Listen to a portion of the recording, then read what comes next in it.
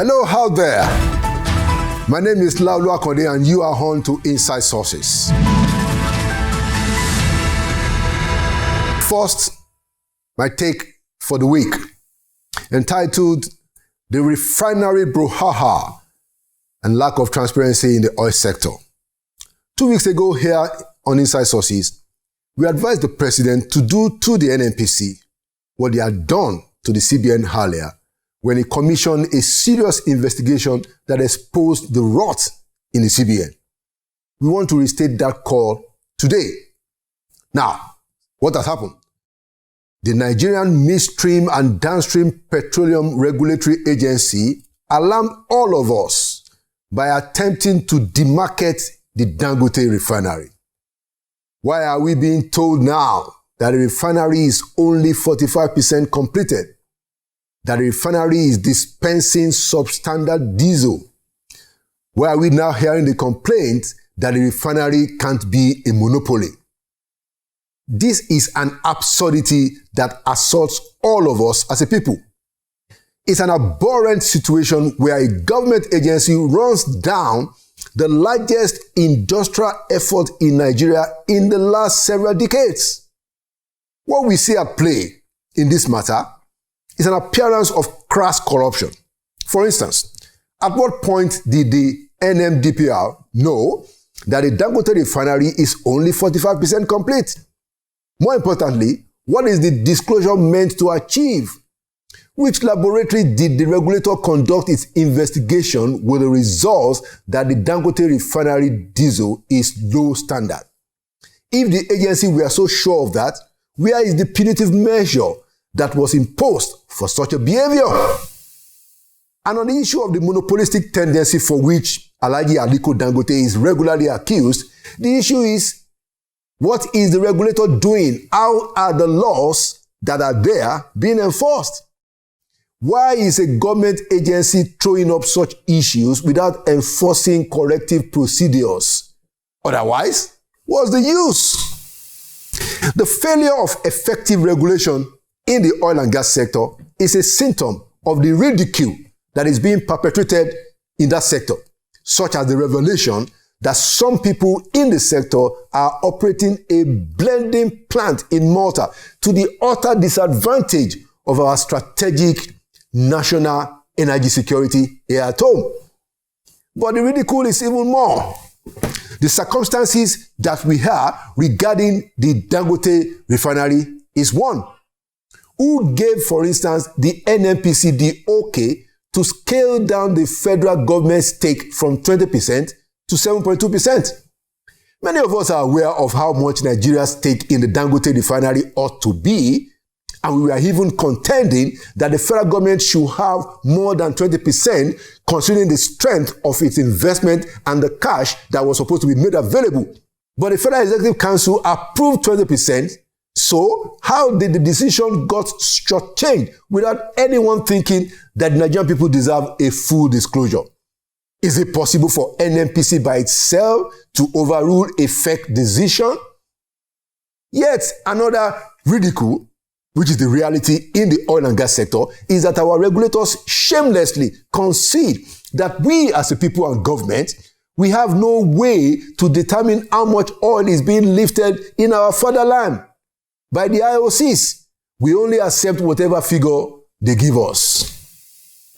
Finally, Mr. President, let the matter be sorted out quickly with Dangote refinery and let Nigerians be aware.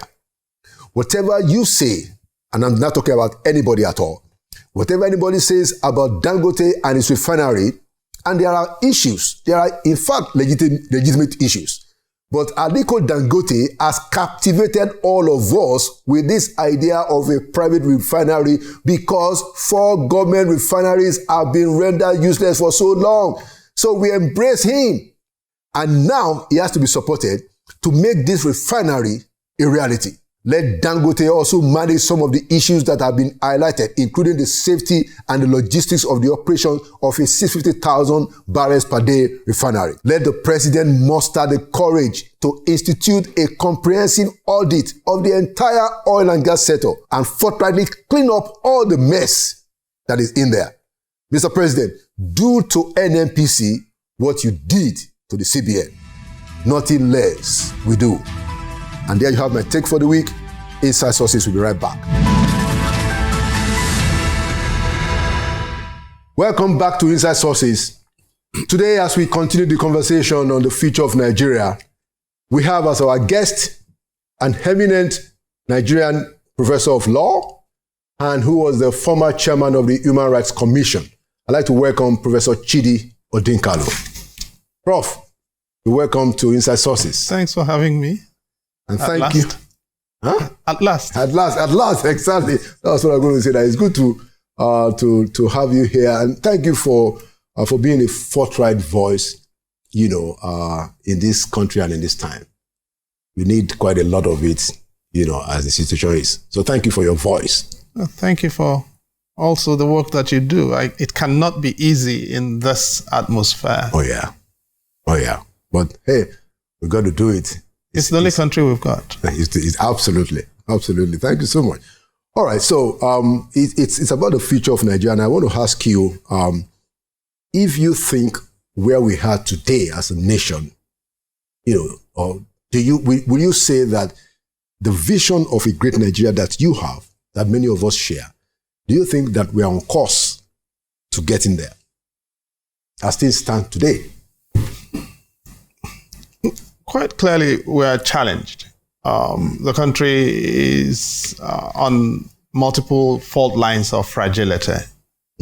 And wherever you look, the problems are immense, whether it's problems of state legitimacy or problems of governmental legitimacy or livelihood challenges, cost of living challenges, immiseration, general immiseration across the board.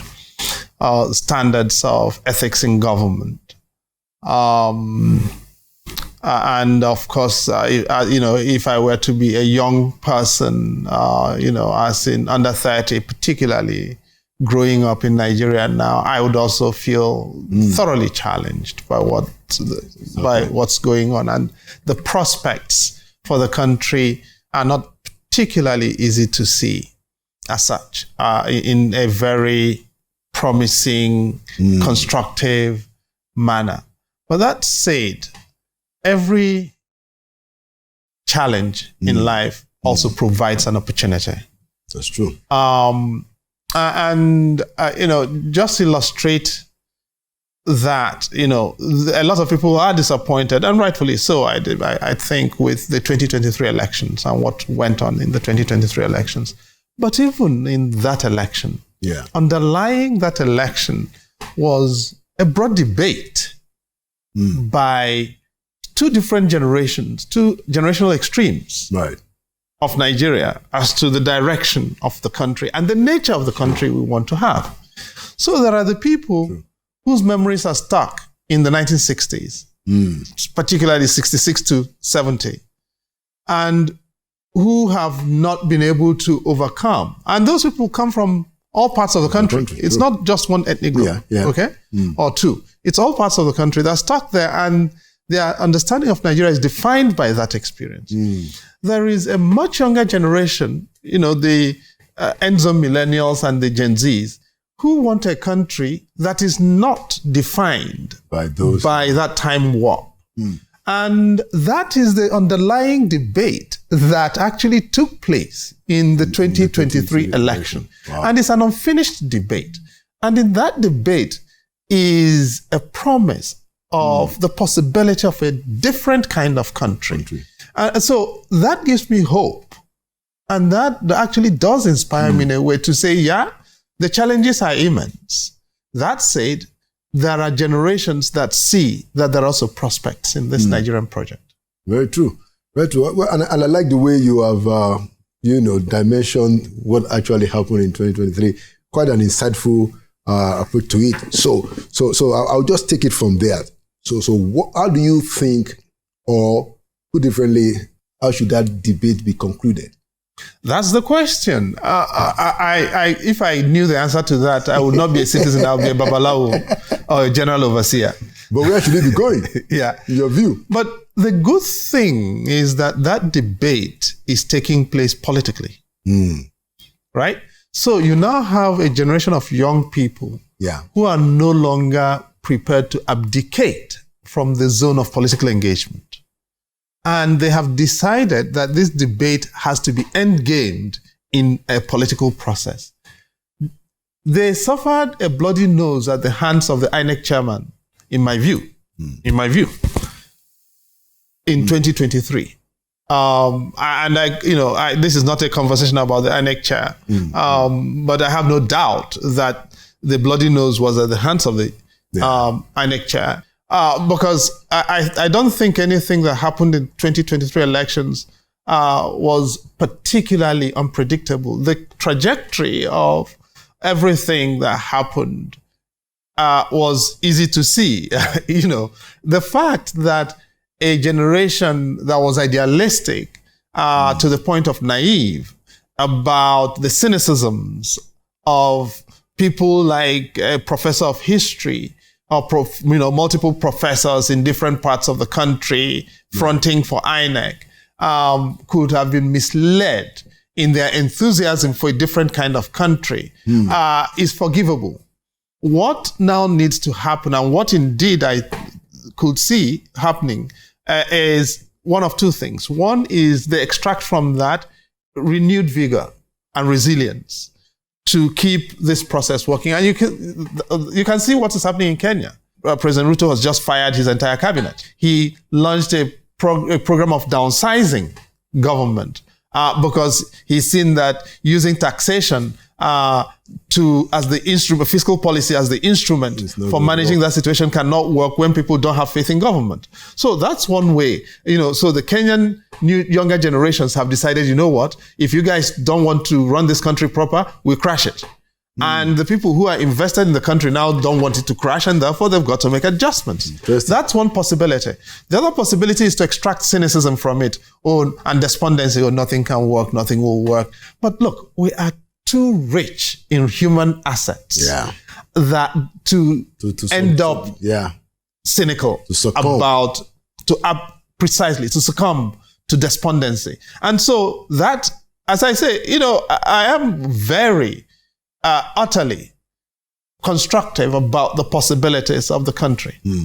Very, very, very encouraging, and if you look at just the example that you cited of what is happening in Kenya, do you think that might send some kind of a signal to the Nigerian political elite? Because some of the things that I see that really worry me is the depth, the level of their insensitivity, to, especially with the current hardship and their attitude to just continue, even in terms of their own personal lifestyles, some of the showing off of affluence and, do you think what happened in Kenya, just like what happened actually on Hensas? Correct. And those enough signals for people to say, hey, look, our own enlightened self-interest might actually be at stake here. Well, precisely, yes. If they don't want to, my people have a proverb that the fly that does not listen to advice ends up in the grave with the dead body. Yes? And if the politicians are unwilling to take heed of what's happening in different parts of, we've just seen, you've seen what is happening in the Sahel, for instance, right? With these young boys in military fatigues. Right. You saw Mali with rigged elections. And in Mali, actually, our politicians have not looked beyond Kenya, but Mali should provide us with some insight. In Mali, a ruling party used the judiciary to steal the seats won by the opposition. That was the beginning of the Malian uprising. And that uprising happened. Indeed, they deployed President Jonathan to help to manage it. And he was trying to manage it and, giving and, making proposals that were going to keep the ruling party in power. And the people told them, we are tired of this. They got the Constitutional Court sacked, and they said, no, we are no longer happy for you to just sack a corrupt judiciary. We want you to sack the entire government. And that's exactly what happened. So the president then sacked the government. They said, no, we want you to go too. And then the military came in. Now, so there is that. And nobody really wants a return to military rule. Absolutely not. Because people will be listening to this and thinking that's what I'm asking for. But nobody wants a return to military rule.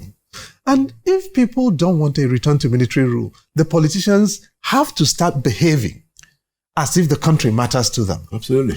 And the chairman of INEC and his staff have to start behaving as if the country matters to him. Because when he is done ruining the country and manufacturing figures from votes that didn't take place, he will understand that he does not have another country to go to. This is it. For him, for all of us. Right. And a Nigeria that goes belly up is too difficult to contemplate. So we have to avoid that by every possible means. By every possible means, we've got to avoid that possibility. Will people try to undermine it? Of course they will, because it's in their self-interest to do so. Right. But there are institutions we cannot afford to go bad. And I count 3 amongst those. Okay. In no particular order. INEC, the Judiciary, the anti-corruption agencies. And that's why I go very hard on them in my private life and in my public intellectual life. I go hard on them because these are the sentinels at the door of the people who will inflict destitution on the country. Or secure the country. Absolutely, yes. And if we don't make these institutions work for us, it's going to be impossible to save it. Very true. Very true. And, so that leads me to the issue of our national discourse now.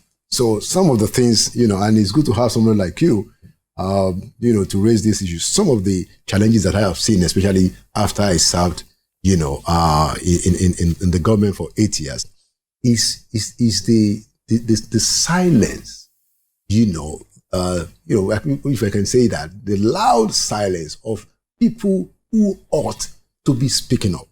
Now, I have had in these last several months, I've had a lot of interactions with many of the key players, old and new and current. And look, everybody, we agree, well, not everybody, most of us agree as to the depth of the crisis and the need for things to be done right. But guess what?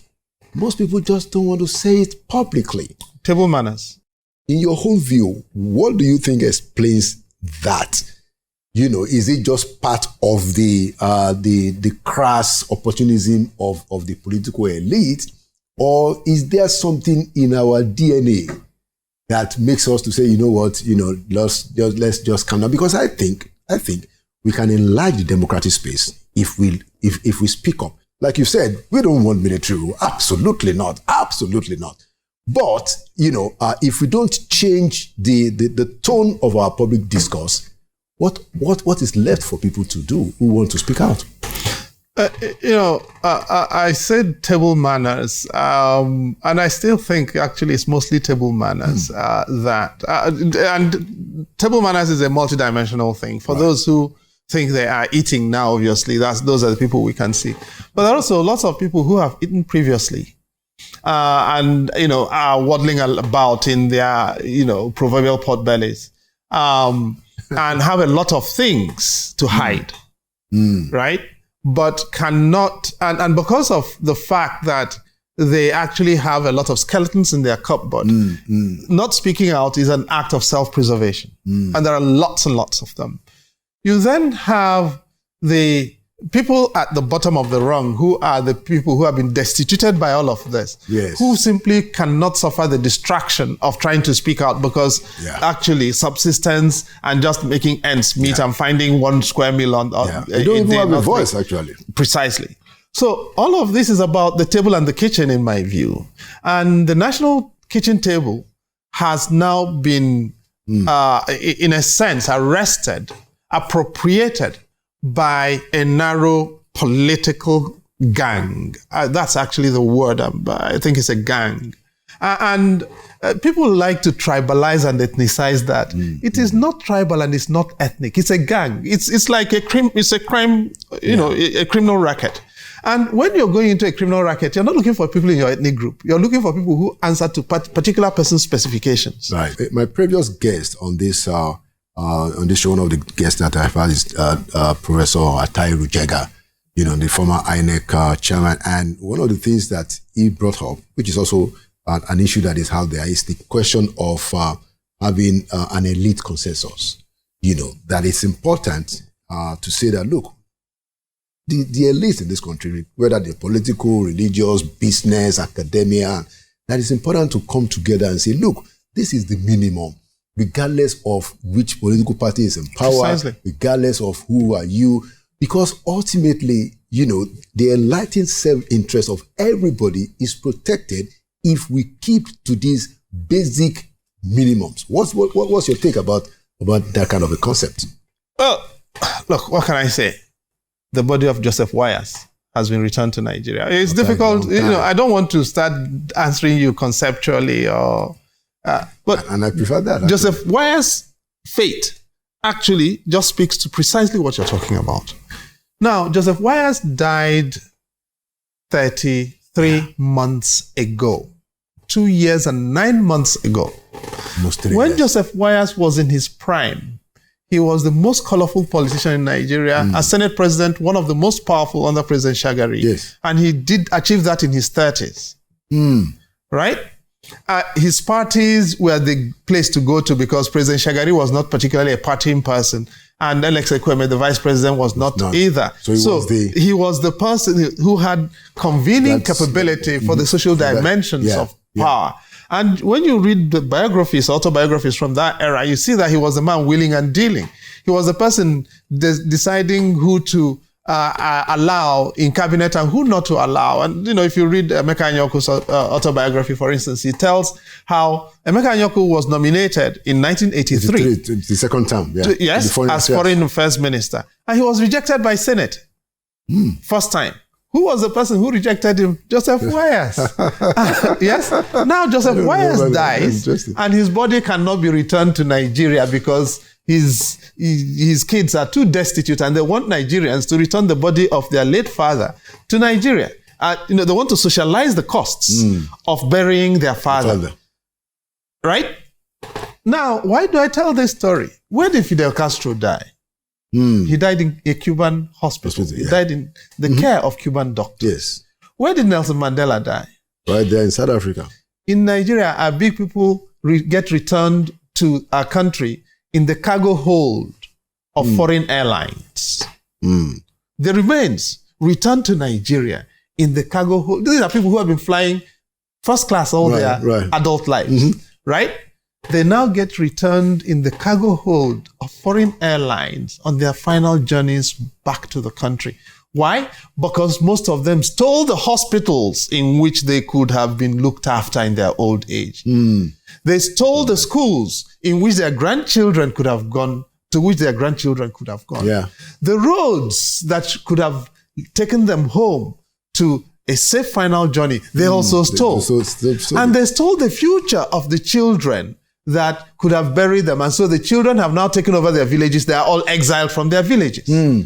This is the problem. This is elite consensus dramatized for you. It is self-interest. And our politicians are unwilling to evince self-interest in public service. And that is why we are where we are. Interesting. That's a very powerful instance and analogy about the story of the Wires. It's quite sad, and I think you can also link it up with or compare the case of the former deputy Senate president who is now sitting pretty in jail in England. In England, Ike Ekweremadu. Look at the fact that nobody could help him. Again, if the twice Senate president, deputy Senate president. If the Senate for 8 years could have appropriated for a renal care center of excellence in Nigeria, right? This is my problem with this situation. If we could just have a center of excellence for renal care, appropriated for, built, you wouldn't have to be going to England, because we have the skills in this country to ensure that we can do transplants and manage them properly. This would not have happened to him at all. Quite sad. Quite sad. I mean, it's just, you wonder whether these people are even thinking along these lines at all, because it's just, it's getting to a point in this country, if we don't take care, that people will think that even just looking at you and me, they're not going to care at some point if care is not taken, that, if you look good, you are considered to be an enemy. That's particularly if you my own personal fear, that look, they wouldn't even know that, hey, maybe you are even trying to raise some voices. They wouldn't know. But of course they wouldn't know. And they shouldn't know. Because you and I are part of the elite. That's the point. Yeah. No, but absolutely we are. True. Okay? And just by virtue of when we were born and the schools that we went to and the education we got, if you and I had been born 30 years later than we were born, our scope of opportunities would have been different. True. And our trajectories would probably have been different. True. So we are part of the problem as a generation. I'm reconciled to that fact. And I agree. Now, and we cannot blame the young people or the excluded Nigerians who are in the vast majority. For being of that mindset, given the way the country has been run to ground. We have no excuse for where we are. Absolutely. Now, the governor of Ebonyi State has just bought 4-wheel drives for young, new Catholic priests. Wow. Now, so you blame the politician who is silly enough to use public money to buy 4-wheel drives for anybody in this economy. In this economy, right? In this economy. Right? You buy a V6, right? Or a V8. A V8. Correct? Now, but you also have to blame the clergy, particularly the young ones, the new intake, who are accepting that kind of silliness. It's, forgive my expression, it's beyond idiotic. And it is aggravating. It is. Now, but what is happening? We have bought 4-wheel drives for senators and members of House of Representatives. Yeah. State governors have bought 4-wheel drives for their state legislators. They are donating, in quotes, 4-wheel drives to the judiciary all over the country. Right. The governor of Rivers State is donating 4-wheel drives to traditional rulers. The junior defense minister, when he was governor of Zamfara State, bought Escalades for traditional rulers in Zamfara State. So we have this outbreak of acquisitiveness, an epidemic of crass acquisitiveness that is ridiculous. That's criminal. Yeah. And why do they do all of this? Is procurement. It is. Right? It is. And so when you do that, they actually when they do that, they take more money into their pockets than they're actually giving away. True. It's an excuse to acquire. And it is that, and why do we do that acquisitiveness? Because nobody has looked after the public commons. There are no hospitals. There are no schools. There are no this. There are no roads. And so we have to buy private healthcare overseas. Yeah. We have to send our children to public schools, which are private schools overseas. We have private helipads, and now we have private jets and private airstrips. That is the problem. We have private security, by the way. We have private security. Right? Some of them even carry arms now. Thank you. So this is the situation we have got to. And we've got to ask ourselves, so even in a country like this, Aliko Dangote is not rich because you are destituted by the absence of a public commons. That's the problem. That's true. So this person is a billionaire. I look at all of them and I quaff. Very true. Very true. So let me ask you now, so that maybe we begin to see what else can be done. So I think it was President Barack Obama who, speaking about Africa, says that it's time to have strong institutions and not strong men, referring to, some of the history of our past leaders in this continent. So how do we build the institutions? You have spoken about those ones that you think are important, judiciary, the anti-corruption agencies, which was the third that you mentioned. And election administration agencies. Yeah. So, but But there are in fact other institutions, even the media is an institution that has to be built. The party system, party democracy, on my show about 2 or 3 weeks ago, sometimes not too long ago, Alduogbe was here as my guest. And we're talking about party democracy. And he said that when he was minister, of course, he was in his 30s under Shagari. Communications minister. That under Shagari, that when the party chairman comes, even when they are holding the Federal Executive Council meeting, Shagari, the president, will stop the meeting. He said that he has witnessed it a couple of times. He will stop the meeting to go and pick the phone call of the party chairman. The party chairman was that respected, was that influential. So we even need to reform the parties. The parties today are basically just an avenue, like an SPV, special purpose vehicle, just to get elected. There are no ideological inclinations, no differences. So once this party wins, everybody moves there. Once they lose, everybody moves away. So the question, Chidi, and I know that I've said a lot of things. How do we begin to reform? How do we, how do we build the institutions that can help us to get out of this conundrum? This is why I have settled for INEC and the Judiciary. That's where it begins. You see? Interesting. Goodluck Jonathan went to commission the High Court of Delta State. Yes. About 3-4 weeks ago. Yeah, I think I saw that. And he said the reason we have election petitions the way we do is politicians know that high courts, judges, can make them win elections that they know they lost. They have sworn in new judges of the Abuja High Court, and they have sworn in new justices of appeal.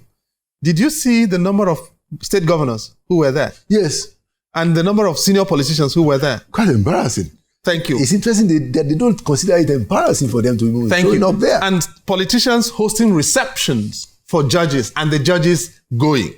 Right? Do you know why? Because the politicians know that your votes and mine no longer count. The votes that count are the votes of the judges. So they are deliberately courting the judges. Right? Now, you no longer need to win over the party to become the party chair. You simply need to buy enough judges or enough senior judges of influence to get an injunction to tough out somebody and substitute somebody else. That's just it. Wow. And these judicial workarounds on processes of legitimacy have essentially destroyed democratic legitimacy and popular legitimacy in the people as the foundation of governmental legitimacy. And people are wondering, so why is it that we are not getting democratic dividends? Your votes don't matter as a matter of law. Yeah. So we are in a country in which Supreme Court justices are telling us that you can have wasted votes. So the people of Zamfara State go to vote. Yeah. They elect a governor of APC. Yeah. And the Supreme Court says those votes are wasted. And what will happen? They install as governor a person who was beaten in every ward in the state, every local government in the state, every constituency in the state. How do you expect the person to take you seriously as a voter? The people of Plateau State vote. They elect legislators. The president of the Court of Appeal, who comes from Plateau State, sends a judicial hit mob to Plateau State, and they ransack the votes of the people of Plateau State. And they install people all of whom lost elections. True. Correct? Does that happen in this They country? will now get a new party chairperson and install the person as this is the new head of the party. So judges, look at what's happening in Kano State. Right? Now, I'm not from Kano. I'm not interested in who is Emir of Kano. But chieftaincy, for crying out loud, is on the residual list. It's not exclusive. It's not concurrent. It's not an enumerated issue. Yeah. Federal government has no business in it. Absolutely But here we are. We now have a federal emir and a state emir of Kano State. Oh my God. Of Kano. Right? Now, this is the problem. When the judiciary is being used to undermine the country in this way, or when INEC is manufacturing results that are entirely phantom, and you see, these things have consequences. In 2017, Benue State did local elections, right? Yes. I believe August 2017. the day after the local elections were done, the chairperson of the Benue State Independent Electoral Commission announced that the APC, which was then in power, had won all the seats in Benue State in the local elections. Yes. So he was then asked, where are the tallies? And he said they were not ready. How do you declare outcomes, who the winners are, of an election where you have not added up the numbers? But why is that so? Because INEC had developed a practice. In 2007, Maurice Iwu announced presidential election results when they haven't finished. When they had not finished. When the 13th state had not been collated. In Nigeria, you cannot announce presidential elections before you have collated 24 states. Because what is the reason? The winning candidate has to win at least 24 states. Right. So you cannot actually, as a matter of the constitution, have a mandate until you have collated 24 states. Right. Maurice Iwu announced an outcome after the 12th state, before the 13th state had been collated. Ondo State was being collated when he showed up to announce results. And we are still going to 36. Thank you. Plus F60. So when INEC is announcing fictional results, as a matter of, and if you go back to the history, they will tell you now, I'm talking rubbish here. If you go back, go and find out there are no figures, state-by-state breakdowns for the 2007 elections. Ask INEC to produce them. They don't exist. Because a chairperson of INEC is just an end run on the system. Right. This is the problem. And this is why, if we don't have an INEC and state independent electoral commissions that work, and the judiciary that makes an effort to respect the rules of the game, all of these things we are talking about will not work. Makes a lot of sense. Do you think that we are due again, just so we can talk about it, for another round of very deep or deeper political reforms, especially regarding parties, regarding elections, or no? I don't. I'm skeptical about that. I don't think we need a lot of song and dance. We just need to make what we have work, and it doesn't require new INEC, new Electoral Act. By the way, Electoral Act 2022 was supposed to be the best we ever had. True. See what the judiciary and INEC made of it. So you can have the best laws. If you've got the worst human beings operating them, you end up with terrible outcomes. And that's exactly what happened. That's true. The courts have judicially cashiered your beavers. They've judicially cashiered everything and made them irrelevant. Because that's kind of situational, unprincipled jurisprudence creates judicial transactions, unfortunately. And this really is the point, that no amount of new law is going to address what our problem is, which now, as we speak, the law says party political people should not be INEC commissioners, whether at the federal or state levels. Right. And yet, we are appointing party political... The law is very clear. Yeah. But we are appointing party political people as recs and as national commissioners. It's ridiculous. So, and then if you do, they tell you go to court. You go to court, the courts will tell you have no locus standi. And then they will say we have won. This is democracy has won. Right? So judges are being used to destroy the system. This is why I will keep going on about judges. I committed myself last year that I will keep on this judges thing and judiciary thing until somebody gives up. It's an important advocacy. And we have a responsibility to make it work for every one of us. Absolutely. Absolutely. So that takes us right into judicial reforms, which you hear, and which one hopes is going to get a little bit of traction. Supreme Court justice composition. For the first time, at least now we have a full seated Supreme Court. I don't know when last that happened. So we have to commend. That's never happened before. We have to commend that. But, in addition to that, the question is, when are we going to have a situation where we're going to have people who are non-career judicial officers get into at least maybe the appellate level and the Supreme Court?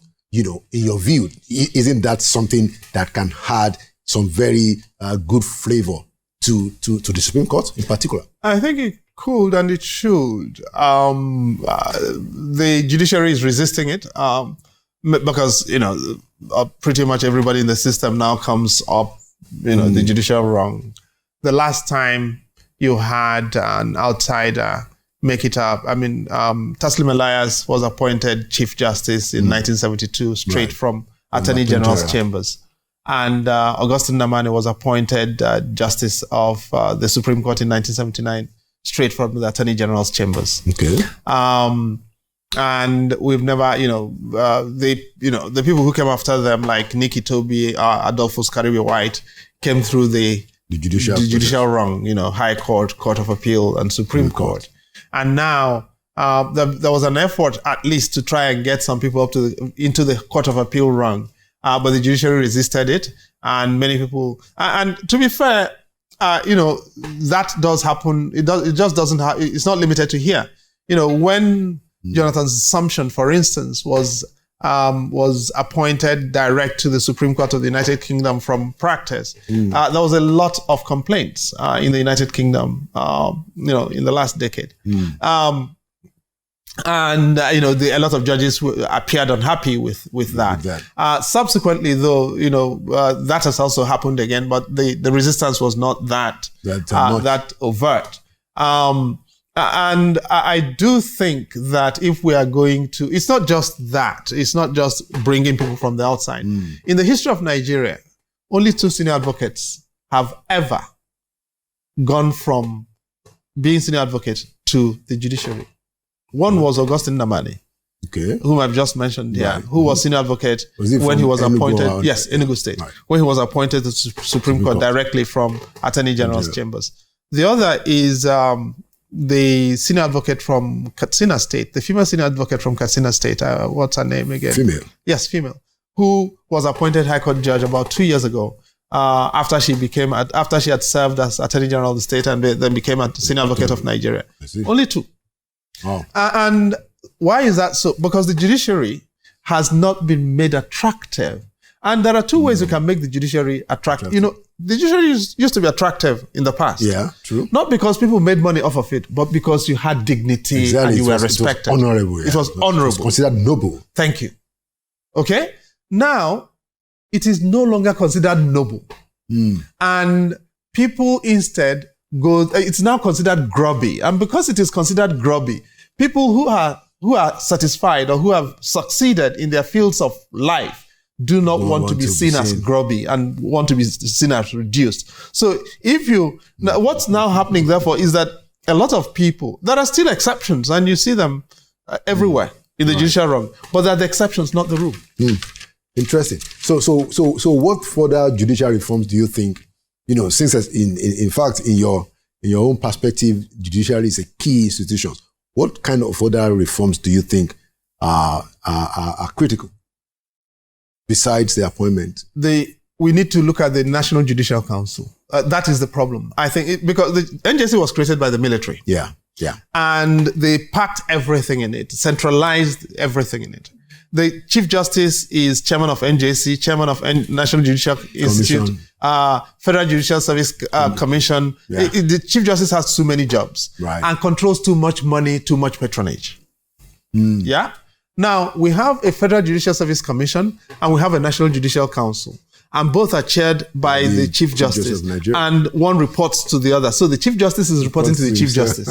And so it's laughable. And in my view, we've got to do one of 3 things, or a mix of 3 things. Number 1, abolish one of those 2. Federal Judicial Service Commission or National Judicial Council. But if we must retain them, flip them, so that the NJC, which is really a body of judges appointed exclusively by the chief judges, reports to the Federal Judicial Service Commission, not the other way around.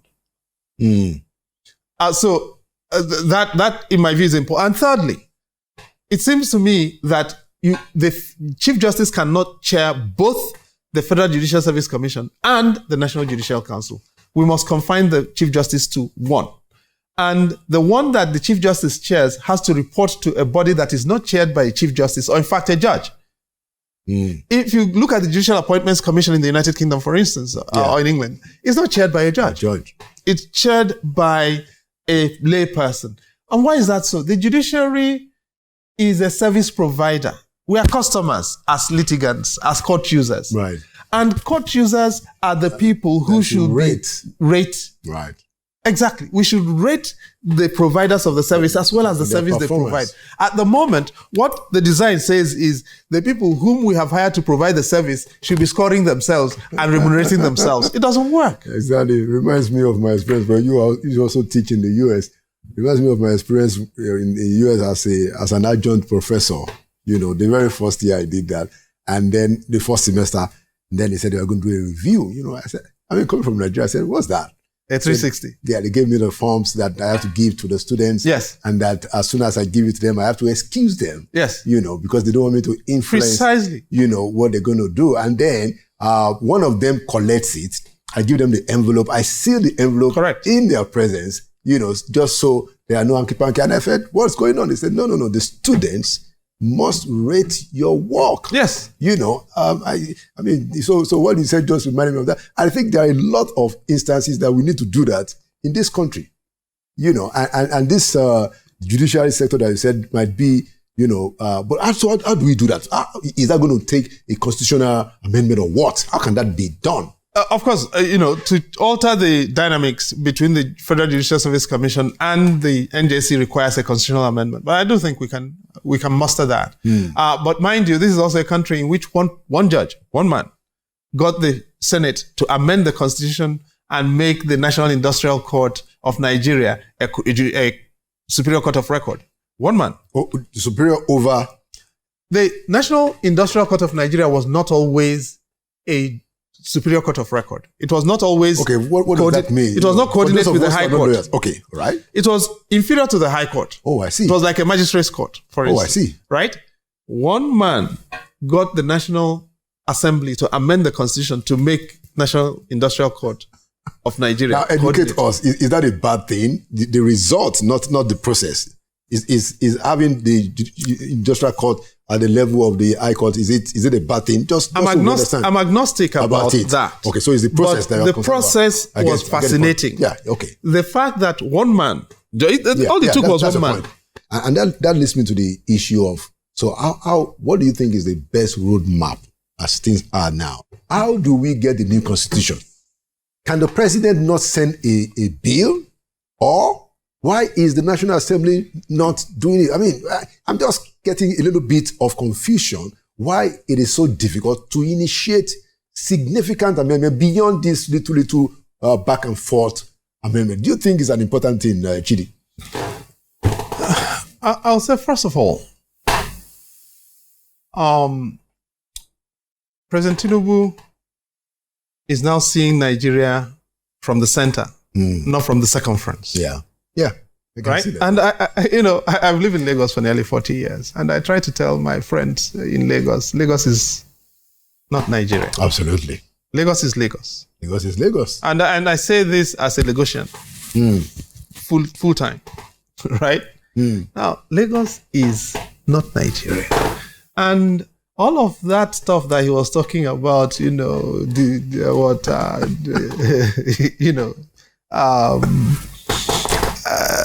it's different when you're the president. And the presidential court, by the way, a president is not just, as you well know, a president is a court of interests. Of course. And the presidential court will see talk of restructuring as cannibalizing presidential power. So the idea that Tinubu as president is going to come to the job with a sense of restructuring is not likely to fly. Then the mechanics of presidentialism make it unlikely that an incumbent president is going to be the advocate of the cannibalization of their power. And even if the president were to be enthusiastic about that, the presidential court, many of whom would lose relevance through that, will slow walk it. So you're going to have two levels of resistance. One from the occupant of the office himself, but also even more from the people around him who don't want that, who don't have an interest in seeing that to happen. So the redesign of Nigeria from the center is going to be very difficult. But secondly, at least this is my own view. Right. Secondly, however, I'm not one of those persuaded by the idea that we need a new constitution. What we need, in my view, is a new constitutional settlement. So now, I will distinguish the two. Okay. A constitution is a text. Anyone can write it. Right. And what we have done classically in Nigeria is that whenever we talked about a constitution, we brought together a bunch of lawyers and they wrote things that ordinary people cannot read. Heretofore, wherein before, here before. And that's true. It's not meant for ordinary human beings to read. And so judges then and lawyers then make a career from obfuscation of that document. I like that. All right. Now, a constitutional settlement precedes a constitution. And we've never really had one. The closest we came to one was in 1979. We had a CDC, Constitution Drafting Committee, chaired by Chief Williams. Yes. 49 people. Awolowo was supposed to be the 50th, but he opted out. Declined, yeah. Now, following that, there was an election for a Constituent Assembly. Right. And we actually had the makings of a debate that could have helped us along. But then what happened? The military stepped in and they said there were no-go areas. Right? And we've never really gone beyond that. That's the closest thing we came to a constitutional settlement. Now, we need a constitutional settlement to precede a constitution. To say all of us in Nigeria, communities, ethnicities, whosoever we are, we discuss. These are the things that matter and these are the things that bind us together. What we want, this is what we wish to have. You guys go and make a constitution of it. Based on this. Write up for us what this thing we've said. I was in South Africa in 1993. I was carrying bags for some of them. Arthur Charles Carlson, who became the president of the Chief Justice of South Africa in 1993. And I saw them close up. Arthur, Fikile Bam, and the rest of them, right? And the negotiations preceded the making of the Constitution. And after that, the lawyers wrote up the Constitution. Then they brought linguists. Wow. Who broke it down in language that people could understand. And then they translated it into South African languages. That is a process I think we can learn from. So far, we don't have a constitutional settlement. What is it that links you and I into a Nigerian project? Is there a Nigerian project? If so, what is it? What is the Nigerian narrative? And how do we pass that on to our children? What are the things that matter to us most as Nigerians? And why should we defend those? That really is what a constitutional settlement should do. And at the moment, it's lacking. And that's why we are joined by only one thing: mutual loathing for one another. Oh, Igbo, Yoruba are fighting. Yoruba and the Fulani are fighting. Fulani and Berom are fighting. Berom and Anagota are fighting. Anagota and Tiv are fighting. It is mutual loathing. But we can also, in the midst of all of that, have shared values. Interesting. I must ask you one last question. You were chairman of the Human Rights Commission, and of course, you speak a lot about social justice.